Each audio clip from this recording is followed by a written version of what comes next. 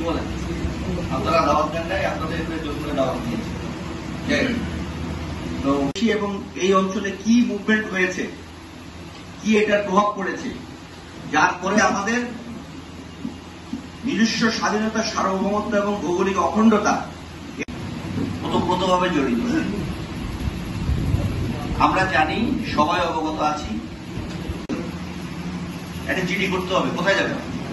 আমাদের তো আন্দোলন সংগ্রাম, এটা অক্ষুণ্ণ রাখা, আভ্যন্তরীণ নিরাপত্তা বজায় অনুভব করার কথা যদি আমি দেশপ্রেমিক হই, এবং অবশ্যই আমরা সবাই দেশপ্রেমিক, তাহলে এত রক্ত, এত ত্যাগ, দীক্ষা সংগ্রাম করতাম না। আমরা প্রমাণ থাকার পরিপ্রেক্ষিতে আমাদের জীবন, স্বাভাবিক জীবনযাপন আপনার হয়তো বুঝতেছি, কেউ আমরা হয়তো বুঝতেছি না।